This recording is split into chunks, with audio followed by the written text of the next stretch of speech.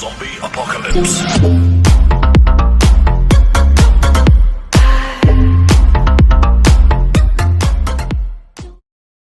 Hello दोस्तों, स्वागत है आपका अपने YouTube चैनल ट्रेडिंग पाठशाला में।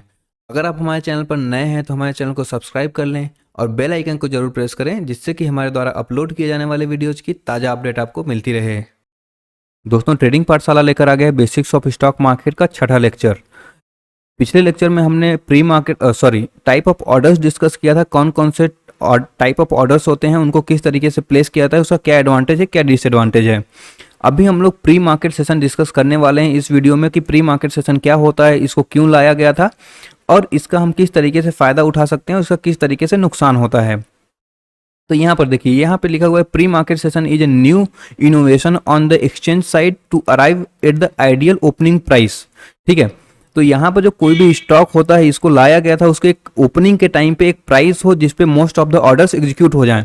और ये क्या करता है दोस्तों, इसको क्यों लाया गया था, इसके पीछे का रीजन था दोस्तों कि अगर मार्केट जैसे बंद हुआ, मार्केट बंद होने और खुलने के बीच में बहुत ज़्यादा टाइम होता है, तो उस टाइम के बीच में कुछ भी हो सकता है। कोई न्यूज आ सकती है, बहुत बड़ी न्यूज आ सकती है, जैसे मान लीजिए कोई युद्ध हो गया, वर्ल्ड वॉर हो गया, या फिर ये तो थोड़ा ज़्यादा हो गया, लेकिन चलिए कुछ भी हो सकता है। एक ऐसा मान के चलते हैं जैसे मान लीजिए कोरोना के केसेस बहुत ज़्यादा राइज हो गए, या फिर कोरोना में थोड़ा सा हमको अच्छा न्यूज देखने को मिला, तो वहाँ पे दोस्तों देखिए, जो फेयर होता है इसका मार्केट पे इम्पैक्ट होता है, गुड न्यूज का भी इम्पैक्ट होता है, तो वहाँ पे ऑर्डर्स बहुत ज़्यादा प्लेस होते हैं।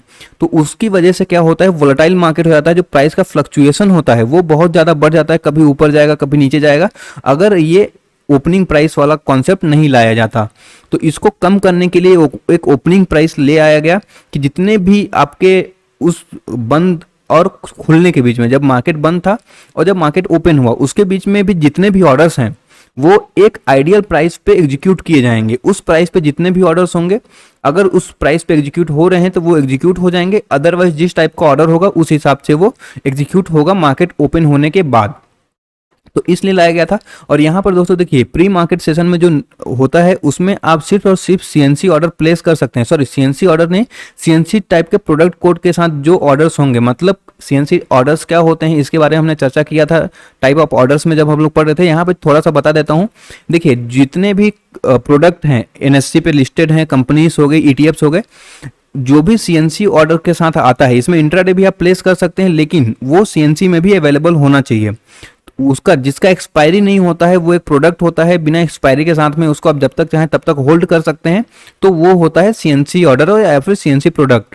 यहाँ पे आप फ्यूचर एंड ऑप्शंस को नहीं बेच या खरीद सकते हैं उसमें, क्योंकि इसमें सीएनसी ऑर्डर टाइप नहीं होता है। यहाँ पर होता है ओवरनाइट पोजीशन इसमें लेते हैं आप, तो इसमें आपको प्री मार्केट सेशन में आप ऑर्डर्स में प्लेस नहीं कर सकते हैं। अब हम लोग यहाँ पे थोड़ा टाइमिंग देख लेते हैं कि कब कब हम इसमें ऑर्डर एग्जीक्यूट कर सकते हैं, या फिर इसमें कब कब टाइम पे क्या क्या होता है। देखिए, यहाँ पे 9:08 तक इस दौरान आप ऑर्डर प्लेस कर सकते हैं, लेकिन सबसे सेफ टाइम क्या होता है दोस्तों, ये जो 9:07 से 8 का पीरियड होता है, 9:07 से 8 के पीरियड में कभी भी वो जो ओपनिंग सेशन होता है, ऑर्डर एंट्री पीरियड होता है, वो कभी भी खत्म हो जाता है। तो अगर आपको ऑर्डर प्लेस करना है तो 9 बजे से लेके 9:07 तक आप ऑर्डर प्लेस कर लें, अगर आपको इंट्राडे में या फिर आपको डिलीवरी में पोजीशन लेना है तो। और उसके बाद लेके 9:08 से 9:12 तक जो पीरियड होता है, इसमें ऑर्डर मैचिंग होता है, एक प्राइस डिसाइड होता है कि इस प्राइस पे कितने ऑर्डर्स एग्जीक्यूट हो रहे हैं, वो यहाँ पे देखा जाता है। उसके बाद जो बफर पीरियड होता है, इसमें ऑर्डर्स एग्जीक्यूशन होते हैं, फिर उसके बाद 9:15 पे मार्केट स्टार्ट हो जाता है।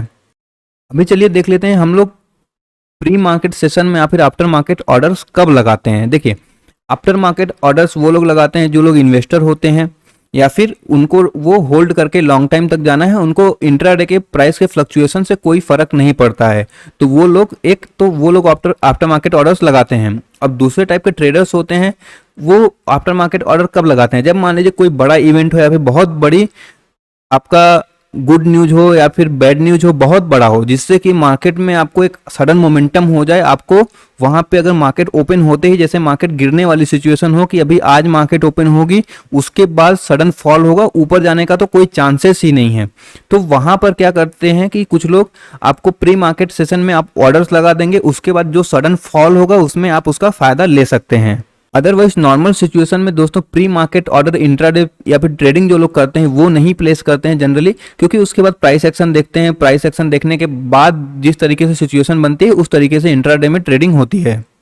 और इसको जो लोग डिलीवरी में लगाते हैं वो लोग इसलिए लगाते हैं दोस्तों क्योंकि यहाँ पे फेयर प्राइस एक मिल जाएगा उनको। एक ये रहता है कि जैसे मार्केट बंद हुआ है तो मार्केट खुलने के बीच में वो अपना प्राइस डाल देंगे, अगर वो प्राइस आएगा तो वो फेयर प्राइस अपना डालते हैं, अगर उस प्राइस पे मिल जाए तो ठीक है। तो इसलिए वो लोग इसमें डालते हैं क्योंकि उनको दिन में मार्केट देखने का टाइम नहीं होता है और उनको ओवरनाइट जो इंट्राडे में फ्लक्चुएशंस होता है उनको फर्क उससे नहीं पड़ता है। तो दोस्तों अभी समझते हैं कि मार्केट में जो ओपनिंग प्राइस का कैलकुलेशन होता है इंडेक्स का या फिर किसी भी स्टॉक का किस तरीके से होता है। पहले स्टॉक का समझते हैं। देखिए जो प्राइस होता है वो प्योर सप्लाई एंड डिमांड के बेस पर होता है कि मार्केट में किसी भी चीज़ की डिमांड कितनी है और किसी भी चीज़ की सप्लाई कितनी है। डिमांड मतलब दोस्तों बायर्स और सप्लाई मतलब सेलर्स।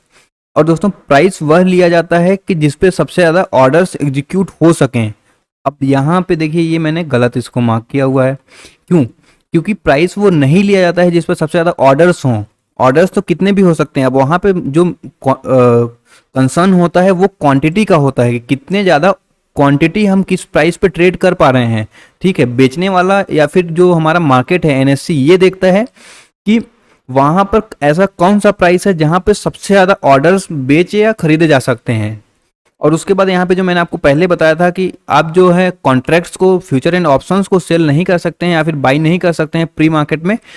तो यहाँ पर उसके लिए क्या ऑप्शन है आपके पास कि आप एएमओ ऑर्डर पुट कर सकते हैं। ठीक है, वहाँ पे आप एएमओ ऑर्डर पुट करेंगे सिंपल, तो मार्केट खुलने के बाद वो आपका एग्जीक्यूट हो जाएगा और मार्केट खुलने के बाद मार्केट बंद होने के बाद ये आप लगा सकते हैं। और जो ये सीएनसी टाइप ऑफ ऑर्डर्स होते हैं उसको आप इंट्राडे में भी लगा सकते हैं। तो दोस्तों चलिए अब समझते हैं कि स्टॉक प्राइस जो है ओपनिंग मार्केट में किस तरीके से कैलकुलेट होता है कि ओपनिंग प्राइस क्या होगा। ये जो एग्जांपल है दोस्तों मैंने grow.in से उठाया हुआ है, ये कोई प्रमोशनल नहीं है, यहाँ पे मुझे अच्छा एग्जांपल मिला इसलिए मैंने यहाँ से उठाया है। तो अभी चलिए समझते हैं कि ओपनिंग प्राइस किस तरीके से कैलकुलेट किया थी। यहाँ पर देखिए लिखा हुआ है कि जो मान लीजिए किसी भी स्टॉक का प्रीवियस डे का क्लोजिंग प्राइस था 100 रुपये। तो अभी इसको हम सिंप्लीफाई करने के लिए चलिए इसको समझते हैं कि मान लीजिए एक फ्रूट मार्केट है। फ्रूट मार्केट में जो आम की प्राइस थी पिछले दिन 100 रुपये पे बंद हुई थी, लास्ट जो बिका था आम वो 100 रुपये किलो बिका था। अभी यहाँ पे एक टेबल आपको दिख रहा होगा, जो टेबल मैंने वहाँ पे मार्केट डेप्थ में दिखाया था वो कुछ इस तरीके से दिखता है। यहाँ पे इतना नहीं दिखता है डीप में, ये कुछ चीज़ें आपको दिखती हैं। तो यहाँ पर देखिए यहाँ पे लिखा हुआ है स्टॉक प्राइस। स्टॉक प्राइस मतलब इसको समझते हैं कि आज जो बायर्स आ रहे हैं, जो आम खरीदने आ रहे हैं वो प्राइस ये लगा रहे हैं। ठीक है, और ये है ऑर्डर बुक। ऑर्डर बुक मतलब कितने लोग खरीदने के लिए तैयार हैं, कितने लोग बेचने के लिए तैयार हैं, और उसके बाद ये लोग कितना खरीदना चाह रहे हैं फिर कितना बेचना चाह रहे हैं। इसके बाद है अब उस प्राइस पे कितना खरीदा जा सकता है या फिर कितना बेचा जा सकता है। इसके बाद है कितना नहीं खरीदा जा सकता है और कितना नहीं बेचा जा सकता है, अनमैच्ड ऑर्डर और मैक्सिमम ट्रेडेबल क्वांटिटी। तो देखिए अभी 1000 लोग आते हैं और बोलते हैं कि हमें आम चाहिए 102 रुपये किलो। ठीक है, और वहाँ पे 985 दुकान वाले हैं जो बोल रहे हैं कि हम बेचने के लिए तैयार हैं 102 रुपये पे, और इनको चाहिए देखिए 3400 किलो चाहिए। मान लीजिए एक किलो है तो ये 3400 किलो इनको आम चाहिए। और ये लोग जो दुकानदार हैं, ये जो 985 लोग हैं, इनके पास सिर्फ 985 किलो ही आम ये बेच रहे हैं। ठीक है, तो यहाँ पे जो मैक्सिमम ट्रेडेबल क्वांटिटी हो जाएगी, ये कितने किलो आम खरीद सकते हैं, क्योंकि बेचने वाले के पास देखिए सिंपल 985 किलो ही है। अब खरीदने वाले कितने भी आ जाएं, अगर खरीदने वाले चाहे कितने भी हो जाएं, 5000 10,000 हो जाएं, बेचने वाले के पास अगर 985 ही किलो आम है तो वो 985 किलो ही बेच पाएगा, उससे ज़्यादा तो नहीं बेच पाएगा। तो यहाँ पर देखिए ये जो इसके अलावा जो 985 अगर इसमें से आप माइनस कर देंगे तो ये आपका अनमैच्ड ऑर्डर आ जाएगा कि इतना 2415 किलो जो है वो आम यहाँ पे नहीं बिक पा रहा है। अब इसके बाद कुछ लोग आते हैं, 1275 लोग आते हैं, बोलते हैं चलिए भैया हम तो 104 रुपये किलो देने के लिए तैयार हैं, आप आम दे दो। अब देखिए यहाँ पर हो गए 1161 लोग भी तैयार होगा कि चलिए हम आपको आम देंगे। अब इसके बाद देखिए ये जो 1275 लोग हैं इनको कितना किलो आम चाहिए, 12,600 किलो, और इनके पास कितना है 21,000 किलो आम है। तो अब यहाँ पे थोड़ा सा इसमें देखिए यहाँ पे थोड़ा सा गलत लिखा हुआ है, ये 21,000 किलो आम नहीं हो सकता है। ठीक है, ये आपको ध्यान देने के लिए है, क्योंकि नहीं तो आप अगर सिंपल साइज को समझते जाते 21,000 किलो भी एग्जीक्यूट हो सकता है। यहाँ पे मैंने क्या लॉजिक बताया था, यहाँ पे मैंने बताया था कि सेलर्स के पास जितने हैं वही बिक पाएगा, लेकिन अब यहाँ पे कंडीशन क्या है, अगर आपके पास 21,000 किलो आम है तो आपके पास खरीदार तो 12,600 किलो के ही हैं, तो यहाँ पर आप 12,600 ही बेच पाओगे, उससे ज़्यादा तो बेच नहीं पाओगे। तो यहाँ पे जो मैक्सिमम ट्रेडेबल क्वांटिटी दोस्तों आएगी वो 12,600 आएगी, ना कि 21,000। यहाँ पे होगा 12,600। और ये लिखा हुआ है, ये सही लिखा हुआ है, 8,400 किलो जो है वो आम यहाँ पे बच जा रहा है। यहाँ पे ये बेच नहीं पा रही, जो माइनस का साइन है ना, ये यही बता रहा है कि यहाँ पे जो आम है वो बच जा रहा है। और उसके बाद कुछ लोग आते हैं, 5,000 लोग आते हैं और बोलते हैं हम 105 रुपये किलो पे बेचने के लिए तैयार हैं। और कुछ लोग आते हैं हम 97 पे खरीदेंगे, कुछ लोग आते हैं हम 99 पे खरीदेंगे। अब यहाँ पे अगर आपको सिर्फ एक चीज़ देखनी है कि यहाँ पे मैक्सिमम ट्रेडेबल क्वांटिटी किस में सबसे ज़्यादा है, वही प्राइस आपका डिसाइड हो जाएगा कि आपका ओपनिंग प्राइस वही होगा, क्योंकि उस पर सबसे ज़्यादा लोग खरीद पा रहे हैं, या फिर सबसे ज़्यादा लोग नहीं, सबसे ज़्यादा क्वांटिटी जो है वहाँ पे बिक पा रही है। तो यहाँ पे देखिए ये जो आपका लाइन है 99 रुपीज़ वाले में, आप यहाँ पे देखेंगे तो 25,000 किलो यहाँ पे बिक जा रहा है, क्योंकि ये 21,000 नहीं है, यहाँ पे इसको आप 12,600 है, तो यहाँ पे 25,000 किलो आम बिक रहा है। यहाँ पे भी देखिए, यहाँ पे 10,000 किलो आम बच तो रहा है, लेकिन यहाँ पे इसका कोई रोल नहीं है। यहाँ पे सबसे ज़्यादा जो रोल है वो क्या है कि सबसे ज़्यादा क्वांटिटी कहाँ पे खरीदी या बेची जा सकती है। अब दोस्तों यहाँ पे देखिए एक सिनेरियो आ जाता है जहाँ पर कि मैक्सिमम ट्रेडेबल क्वांटिटी दोनों जगह बराबर हो गई। अब यहाँ पे 99 रुपीज़ पे भी बायर्स हैं, मैक्सिमम ट्रेडेबल क्वांटिटी जो है 25,000 किलो आम बिक जा रहा है, और जो 104 रुपये का प्राइस है यहाँ पे भी 25,000 किलो का 25,000 किलो आम बिक जा रहा है 104 रुपये प्राइस पे। तो अब इस केस में क्या होगा, अब हम प्राइस क्या डिसाइड करें, यहाँ पे तो कन्फ्यूजन हो गया कि कौन सा प्राइस लें कौन सा नहीं लें। तो अब यहाँ पे आता है इसका इंपॉर्टेंस, अनमेच्ड ऑर्डर का इंपॉर्टेंस यहाँ पे आता है। तो यहाँ पे देखा जाएगा कौन सा प्राइस है जहाँ पर अनमेच्ड ऑर्डर की संख्या कम है। तो यहाँ पर देखिए, यहाँ पे 5,000 है और यहाँ पे -10,000 है। -10,000 का मतलब ये नहीं है कि यहाँ पे माइनस में बच रहा है या फिर यहाँ पे प्लस में बच रहा है, माइनस में तो बचने का कोई चांस ही नहीं है। कोई भी आपका आम -1 आम तो हो नहीं सकता है। ये जो आपको मैंने ऊपर बताया था कि ये जो माइनस नंबर है, ये सिर्फ ये बता रहा है कि यहाँ पे 10,000 किलो जो आम है वो बच रहा है, ठीक है। और ये जो है ये हम पूरा नहीं कर पा रहे हैं, ग्राहक को हम 5,000 किलो आम नहीं दे पा रहे हैं।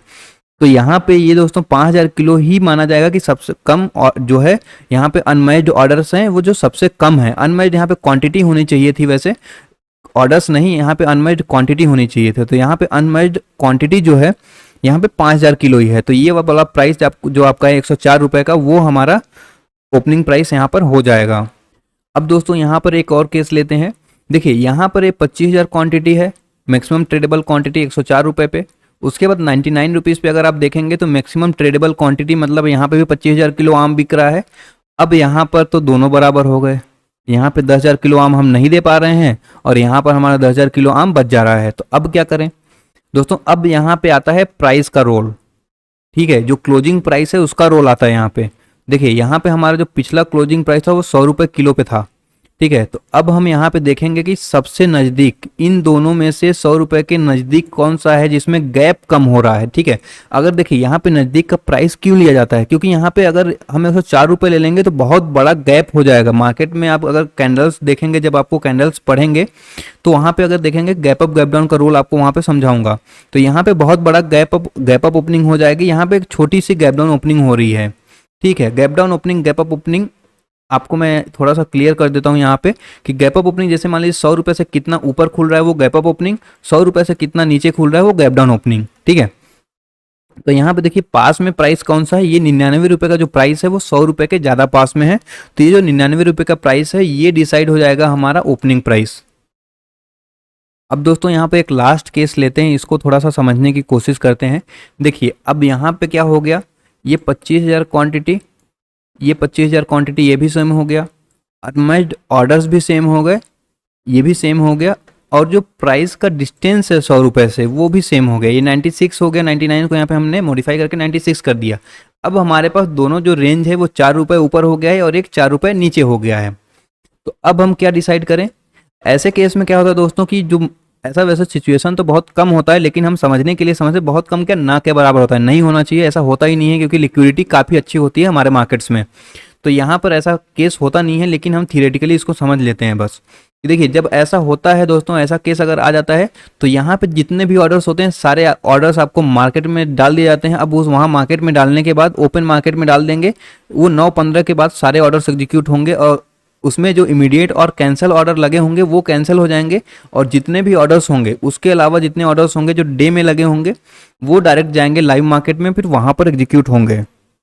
तो दोस्तों यहाँ पर हम लोगों ने डिस्कस कर लिया कि मार्केट में प्राइस किस तरीके से डिसाइड होता है। यहाँ पे जो प्राइस ओपनिंग प्राइस डिसाइड होगा दोस्तों वो 99 रुपीज़ का डिसाइड हो जाएगा, क्योंकि यहाँ पे सबसे ज़्यादा मैक्सिमम क्वांटिटी है। तो अभी हम लोग देख चुके हैं कि अगर सिंपल कुछ भी इसमें लोचा नहीं है, सिंपल सा ऑर्डर्स हैं, तो किस तरीके से एग्जीक्यूट होंगे। और इसके बाद हमने देखा कि अगर ये जो मैक्सिमम ट्रेडेबल क्वांटिटीज़ हैं ये अगर बराबर हो जाती हैं तो फिर क्या रूल होता है, वहाँ पे जो अनमेच्ड ऑर्डर का इंपॉर्टेंस आ जाता है। फिर उसके बाद अगर ये दोनों भी बराबर हो जाएं, अगर ये दोनों भी बराबर हो जाएं तो उस केस में क्या होगा, वहाँ पे प्राइस का रोल आ जाता है कि प्राइस कौन सा नज़दीक है। इसके बाद इस आता है कि अगर सब कुछ बराबर हो गया तो फिर उसके बाद जो इमीडिएट और कैंसिल ऑर्डर्स हैं वो कैंसिल हो जाएंगे, और उसके बाद जितने भी ऑर्डर्स बचेंगे जिनकी वैलिडिटी डे के लिए रहेगी या फिर जीटीटी लगे होंगे वो आपका डायरेक्ट लाइव मार्केट में डाल दिए जाते हैं। तो दोस्तों अब हम समझते हैं कि जो इंडेक्स है उसका ओपनिंग प्राइस कैसे कैलकुलेशन होता है। हमारे पास बहुत सारे इंडेक्स हैं, निफ्टी 50 है, निफ्टी बैंक है, निफ्टी फार्मा है, सब में उनकी कुछ कंपनियां हैं। तो कुछ कंपनियों में से उसमें से अभी हम निफ्टी 50 का एग्जांपल लेते हैं। निफ्टी 50 का एग्जांपल लेते हैं यहाँ पे कि निफ्टी 50 किस तरीके से इसका जो प्राइस है, इसका ओपनिंग प्राइस किस तरीके से कैलकुलेट होगा। तो यहाँ पर देखिए, यहाँ पे 50 कंपनियां हैं, मानते हैं चलिए इसका 50 कंपनियों का जो मार्केट कैप है वो 100 करोड़ है। ठीक है, 100 करोड़ मार्केट कैप है। अब यहाँ पे हुआ क्या, मान लीजिए कि अब यहाँ पे 50 कंपनियां हैं, 50 कंपनियों में कुछ ऊपर गई होंगी, कुछ नीचे गई होंगी, डिमांड एंड सप्लाई के बेस पे उनका ओपनिंग प्राइस डिसाइड हो गया। अब हम मानते हैं चलिए ये हो गया 101 करोड़, 101 करोड़ हो गया इसका मार्केट कैप। ठीक है, क्योंकि देखिए जब प्राइस बढ़ेगा या फिर प्राइस घटेगा तो कुछ कंपनियों के मार्केट कैप बढ़ेंगे, कुछ कंपनियों के मार्केट कैप घटेंगे, तो उनका जो ओवरऑल एवरेज परफॉर्मेंस रहेगा, एवरेज जो रहेगा वो मान लीजिए बढ़ा है। 101 करोड़ रुपए 50 कंपनियों का एवरेज प्राइस हो गया है, सॉरी एवरेज मार्केट कैप जो है ये 101 करोड़ हो गया है। तो यहाँ पे 1% से बढ़ जाएगा जो प्राइस है, ओपनिंग प्राइस जो होगा वो 1% ऊपर खुलेगा। और अगर इसी तरीके से ये 99 हो जाता है तो यहाँ पे 1% से जो मार्केट है वो नीचे खुलेगा। ये थोड़ा सा कैलकुलेशन कंप्यूटर में होता है तो वो सॉफ्टवेयर के थ्रू होता है, तो इतना उसमें पॉइंट्स में भी आता है। तो इस तरीके से आपको ओवरव्यू एक मिल गया कि जो किसी भी इंडेक्स का जो प्राइस है, ओपनिंग प्राइस, वो किस तरीके से कैलकुलेट होता है। मैं आपको बात बताना चाहूँगा जो मैंने पहले तो बताया था, लेकिन एक बार ये इंपॉर्टेंट है इसलिए आपको मैं एक बार और इसको रिपीट करता हूँ कि जो आप इंट्राडे में जो आप ऑर्डर्स एग्जीक्यूट होंगे, जो आप ऑर्डर लगा सकते हैं प्री मार्केट सेशन में, वो सिर्फ और सिर्फ आप सीएनसी प्रोडक्ट टाइप में ही लगा सकते हैं जिनकी कोई एक्सपायरी नहीं होती है। आप फ्यूचर्स एंड ऑप्शंस को ट्रेड नहीं कर सकते हैं प्री मार्केट सेशन में। अगर आपको फ्यूचर और ऑप्शंस में ऑर्डर लगाना है तो आपको simple AMO type of order place करना पड़ेगा फ्यूचर एंड ऑप्शंस के लिए।